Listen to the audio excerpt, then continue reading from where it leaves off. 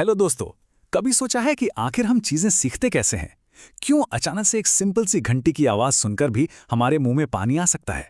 चलिए आज हम सीधे साइकोलॉजी की लैब के अंदर चलेंगे और इन लर्निंग थियरीज की फैसिनेटिंग दुनिया को एक्सप्लोर करेंगे। और आज हमारा मेन फोकस होगा बिहेवियरिज्म पर।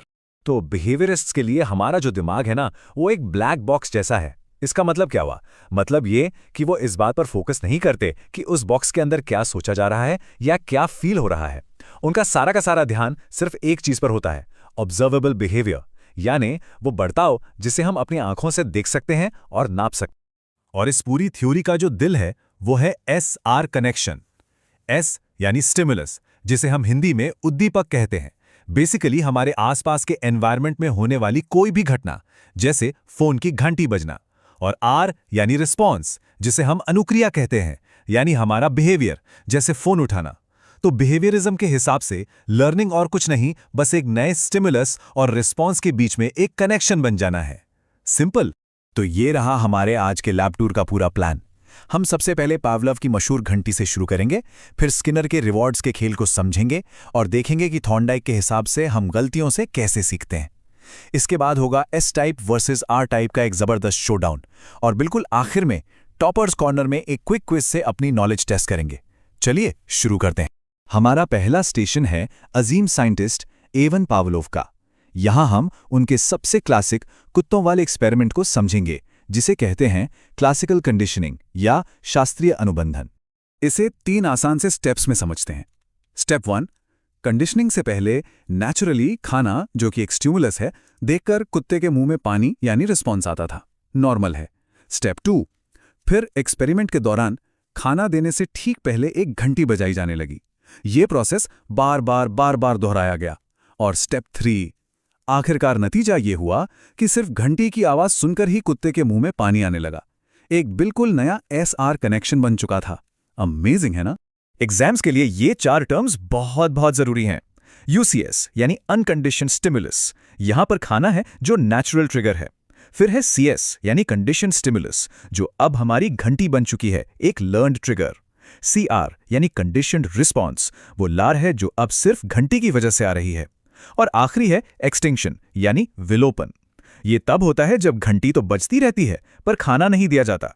धीरे धीरे वो एसोसिएशन कमजोर पड़ जाता है और रिस्पॉन्स खत्म हो जाता है। चलिए अब पावलोव के कुत्तों को पीछे छोड़ते हैं और चलते हैं हमारे दूसरे स्टेशन पर, BF स्किनर की लैब में। देखिए, अगर पावलोव का फोकस इस बात पर था कि बिहेवियर से पहले क्या होता है, तो स्किनर इस बात से फैसिनेट होते थे कि बिहेवियर के बाद क्या होता है। उनका आइडिया था कि हमारे बिहेवियर को उसके कॉन्सिक्वेंसेस यानी परिणाम कंट्रोल करते हैं। इसे कहते हैं ऑपरेंट कंडीशनिंग या क्रिया प्रसूत अनुबंधन। तो ये है RS थ्योरी, पावलोव से बिल्कुल उल्टी।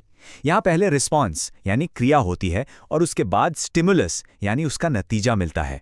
जैसे स्किनर बॉक्स में चूहा पहले लिवर दबाता है, ये हुआ रिस्पॉन्स। फिर उसे इनाम में खाना मिलता है, ये हुआ स्टिमुलस। स्किनर के पास बिहेवियर बदलने के 2 मेन हथियार थे। पहला रीइंफोर्समेंट या पुनर्बलन, जो किसी बिहेवियर को बढ़ाता है। ये पॉजिटिव हो सकता है, जैसे अच्छा काम करने पर एक स्टार मिलना, और नेगेटिव भी, जैसे एग्जाम का स्ट्रेस खत्म करने के लिए होमवर्क पूरा कर लेना। हाँ, याद रखें, नेगेटिव रीइंफोर्समेंट सजा नहीं है, बल्कि ये एक तरह की राहत है जब कोई बुरी चीज हटा ली जाती है। दूसरा टूल है पनिशमेंट या दंड, जो किसी बिहेवियर को घटाता है, जैसे क्लास में बात करने पर डांट पड़ना। हमारा आखिरी स्टेशन है EL थॉर्नडाइक का, जिन्हें फादर ऑफ एजुकेशनल साइकोलॉजी यानी शैक्षिक मनोविज्ञान का जनक भी कहा जाता है। उनकी थियोरी है ट्रायल एंड एरर, यानी कोशिशें और गलतियां कर कर के सीखना। थॉर्नडाइक ने लर्निंग के 3 मेन नियम दिए। पहला, लॉ ऑफ रेडीनेस या तत्परता का नियम, मतलब लर्नर सीखने के लिए तैयार होना चाहिए।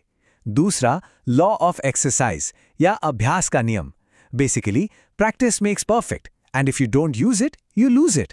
और तीसरा, जो सबसे इंपॉर्टेंट है, लॉ ऑफ इफेक्ट या प्रभाव का नियम।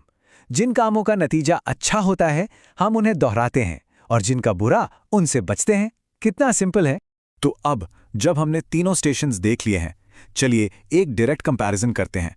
ये एग्जाम्स के लिए बहुत जरूरी है। तो पेश है S टाइप और R टाइप का शोडाउन। ये टेबल सब कुछ एकदम साफ कर देती है। इसको ऐसे सोचिए, पावलोव की एस टाइप थ्योरी में जो लर्नर है वो पैसिव है, बिल्कुल एक सिनेमा हॉल में बैठे इंसान की तरह। जो भी इवेंट्स हैं यानी फिल्म, वो उसके साथ हो रहे हैं। पावलोव के कुत्ते ने खाना पाने के लिए खुद से कुछ किया नहीं। लेकिन स्किनर की आर टाइप थ्योरी में लर्नर एक्टिव है, एक वीडियो गेम प्लेयर की तरह जिसे रिवॉर्ड पाने के लिए बटन्स दबाने पड़ते हैं। स्किनर के चूहे को अपने खाने के लिए काम करना पड़ा। बस यही है इनका की डिफरेंस। लैब टूर खत्म, अब टाइम है टॉपर्स कॉर्नर का। देखते हैं कि आज के सेशन से कितना याद रहा। तैयार हो जाइए इस एक्टिव रिकॉल क्विज के लिए। पहला सवाल, पावलोव के एक्सपेरिमेंट में कंडीशनिंग के बाद घंटी के लिए टेक्निकल टर्म क्या है? सोचिए।